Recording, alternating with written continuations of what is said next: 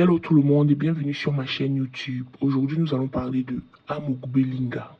Si c'est un sujet qui t'intéresse, regarde surtout cette vidéo jusqu'à la fin. Abonne-toi à ma chaîne, ok? Et surtout, active la cloche de notification pour être informé dès que je mets une nouvelle vidéo en ligne. C'est gratuit. Je remarque que vous regardez beaucoup mes vidéos sans vous abonner. Encouragez un petit Camerounais, non?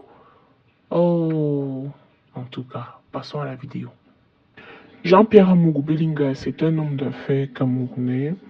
Il est propriétaire du groupe de presse L'Anecdote et des chaînes de télévision Vision 4 et Télé Sud. Il est né le 20 février 1965 dans l'arrondissement de Mbankomo, au Cameroun. Son enfance est globalement marquée par la pauvreté extrême de ses parents qui sont de simples cultivateurs. Son père, Daniel Amogu, ne scolarise pas ses enfants, qui sont d'ailleurs très nombreux, mais sa mère, un peu plus investie dans l'éducation de ses enfants, se bat à son niveau pour que ceux-ci puissent aller à l'école. Quelque temps plus tard, Amogu Belinga, vendeur d'eau glacée à la sauvette, il travaille ensuite à la Rigifercam grâce à son oncle. Après, il travaille en tant que laveur d'assiettes et serveur dans un restaurant. Puis, il tire le pouce-pouce dans les villes, dans les quartiers de Yaoundé, dont il finit par connaître toutes les collines. Jean-Pierre Amogu Belinga à Yaoundé, sa passion pour le monde de la presse est couronnée par sa rencontre avec Georges Gilbert Bouangla. Il le prend sous son aile. Il s'en sépare sur une question de partage de recettes obtenues en échange des reportages réalisés.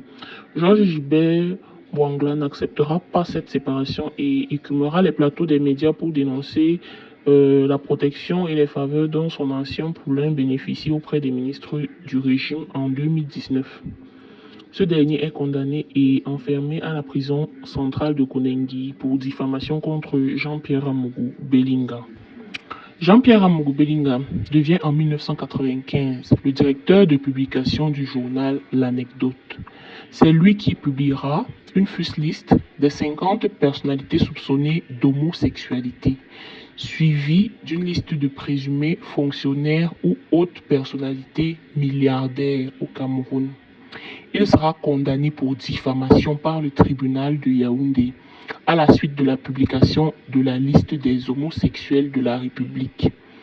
Il explique sa croissance de ces entreprises aux appuis de l'élite administrative et politique Betty, dont Jacques Famendongo. Favorable à l'émergence d'un groupe de presse tenu par un homme du Sud Cameroun, ce groupe soutiendrait l'action du gouvernement et viendrait en contrepoids aux groupes privés existants, en majorité tenus par une élite de l'Ouest et supposée hostile au pouvoir de Paul Biya. Du journaliste L'Anecdote émergera le reste du groupe, avec Satellite FM, Vision 4 TV, Vision Finance en économie, ISAM en éducation et ses partenariats avec des groupements de Centrafrique et du Congo-Brazzaville. En juillet 2020, il visite les travaux de construction des tours jumelles, futur siège du groupe Anecdote à Yaoundé. Il annonce à la sortie de cette visite la construction d'une bibliothèque Paul Biya de 500 millions de francs au sein du campus de l'ISAM à Yaoundé. En 2020, il rachète Télé Sud.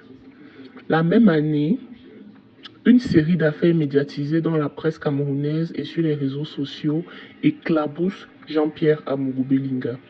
Le premier point, le limogeage de Ernest Obama, son journaliste vedette, du poste de directeur général de Vision 4 TV, est retransmis sur la même chaîne avec détail. Ce dernier est déchaussé et ira en garde à vue pour 8 jours. Ceci fait l'objet de plusieurs jours de traitement dans des organes de presse du groupe. Puis, les nominations et limogeages qui en suivent, comme celle de Jean-Jacques Zé. Après, les accusations sur les bêtises d'être foncièrement paresseux, malhonnêtes, sournois, cyniques et méchants provoquent des réactions et beaucoup de débats.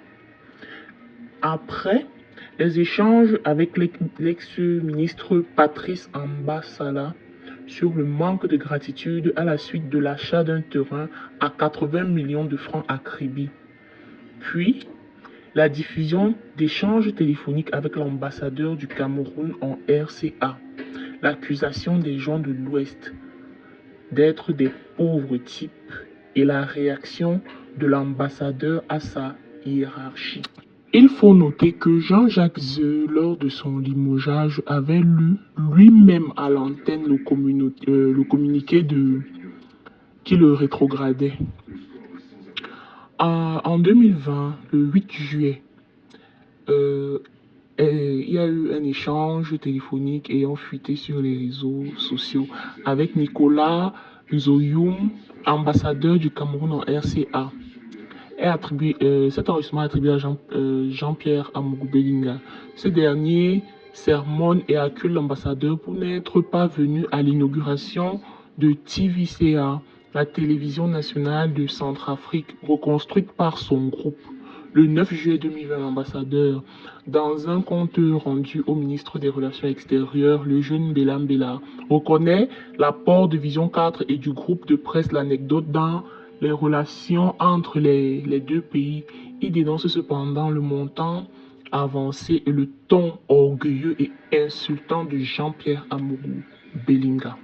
Le 15 août 2020, fuite sur les réseaux sociaux d'un enregistrement de la conversation supposée se tenir entre Jean-Pierre Amougou Belinga et Dominique Baya, ancien d'Interpol et secrétaire général à la Sûreté nationale.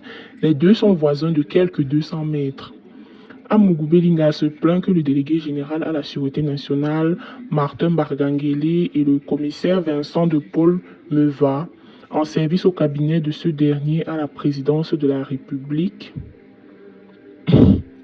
l'appel de chez Dominique Baya, suivent des menaces de rapport au garde des Sceaux, Laurent Issou, les faveurs intercédées pour ses problèmes au ministère de la Justice, faire muter ses copines, etc., demandé par Baya, même si cela coûte le retrait des policiers mis à la disposition d'Amougou Belinga, entend-on à la fin de l'échange. Ensuite, le 17 août 2020, un enregistrement d'une conversation supposée se tenir entre Jean-Pierre Amougou Belinga et Serge Ekobo évoque l'intermédiation de ce dernier, supposé employé à la présidence pour réconcilier Jean-Pierre Amougou Belinga et René Barganguele, le chef de la police et du renseignement camerounais en service à la présidence. Puis, lors d'un enregistrement de près de 11 minutes rendu public le 17 août 2020, daté de juillet 2020, il discute avec Madame Halima Fouda et énumère les nombreux dons généreux qu'il a effectués sans contrepartie ni reconnaissance au profit d'œuvres caritatives et en soutien à des grands fonctionnaires de l'État du Cameroun et se plaint que René Barganguele ait enlevé des policiers chargés de sa sécurité et de celle de son groupe. Dans un contentieux sur un supposé geste de remerciement, la Guinée équatoriale nie avoir donné de l'argent à Amougou Belinga. Le 21 août 2020, un communiqué du ministère des Affaires étrangères équato-guinéen, lu à la télévision et diffusé en espagnol, mentionnant les noms de Jean-Pierre Amougou Belinga et René Barganguele. Le vendredi de 20 août 2020, dans un communiqué, Jean-Pierre Amougou Belinga annonce la suspension des activités du groupe L'Anecdote, Vision 4 TV, Satellite FM et le journal L'Anecdote. Dès le 21 août, la musique est diffusée en boucle sur la chaîne télévision. Maintenant, l'affaire la plus grave. En février 2023, Jean-Pierre Amougou Belinga est désormais sous le coup d'investigation sur l'assassinat du journaliste Martinez Zogo. Il est soupçonné d'être le commanditaire de l'assassinat. Une conférence de presse est annoncée par un groupe d'avocats pour la défense de Jean-Pierre Amougou Belinga. Groupe d'avocats à la tête de laquelle se trouve Maître Charles Tchunga. Conférence finalement reportée le 16 février se tient finalement cette conférence. Maître Tchunga évoque un complot visant Jean-Pierre Amougou Belinga et met en doute les déclarations du colonel Danwi. Calix Béala, écrivaine camerounaise, se prononce pour un débaptême de l'immeuble Ekan, siège de plusieurs sociétés de Jean-Pierre Amougou Belinga. L'enquête soupçonne le sous-sol de ce bâtiment d'être le lieu où a été torturé puis assassiné sauvagement le journaliste Martinez Zogo. Il s'ensuit une perquisition dans ce bâtiment le jeudi 9 février 2023 en présence de Jean-Pierre Amougou Belinga lui-même. Calix Béala suppose que ce bâtiment de 9 étages au quartier Sam à Yaoundé soit rebaptisé immeuble Martinez Zogo en la mémoire du journaliste assassiné. Très tôt le matin du 6 février 2023, Jean-Pierre Amougou Belinga est interpellé à son domicile et amené pour être interrogé sur sa possible implication dans ce meurtre. Quelques proches collaborateurs sont aussi interpellés. Il s'agit de Bruno Bidjan, le directeur général de Vision 4 Télévision, et du colonel Etundi Nzoué, ancien responsable de la garde présidentielle au Cameroun, beau-père et responsable de la sécurité de Jean-Pierre Amougou Belinga. Perquisition du 9 février 2023 et autres arrestations en vue d'audition sur l'assassinat de Martinez Zogo. Le 9 février 2023, plusieurs collaborateurs et autres proches de Jean-Pierre Amougou Belinga sont convoqués suite à une seconde perquisition. Celle-ci non plus au domicile mais à l'immeuble Ican, siège des entreprises. Parmi ces personnes, on a retrouvé Mélanie Bidjan, Inès Belinga, chef de division de la communication du groupe L'Anecdote, le directeur des affaires financières, le directeur général de Vision Finance, une entité du groupe L'Anecdote et Jean-Claude Fouda, un des proches collaborateurs de Jean-Pierre Amougou Belinga. L'épouse de Bruno Bidjan, nommée Ivana Essumba, est aussi interpellée. Après près de 4 nuits au secrétariat d'État à la Défense, Ivana Bidjan, Inès Belinga, chef de la division communication du groupe L'Anecdote, Stéphanie Boulemou, la directrice de Vision Finance, Mélanie Bibanga, la directrice commerciale et marketing du groupe, entre autres, sont libérés dans la soirée du lundi 13 février 2023. Dans son édition du 20 février, Jeune Afrique parle de son réseau de relations et de personnes haut placées qui lui sont sympathiques ou empathiques. Amougou Belinga, c'est un polygame. Il épouse en deuxième noce Sarah Limunga Itambi, l'avocate générale à la Cour suprême. Et en septembre 2021, il épouse Melissa Amougou Belinga, une employée de sa chaîne de télévision Vision 4, qui devient ainsi sa troisième épouse. Un mariage qui a d'ailleurs été très diffusé ici au Cameroun pendant cette période-là. Alors, samedi, le 4 mars 2023, Jean-Pierre Amougou Belinga a été envoyé à la prison centrale de Kodengi à Yaoundé dans le cadre de l'enquête sur l'assassinat du journaliste Martinez Zogo.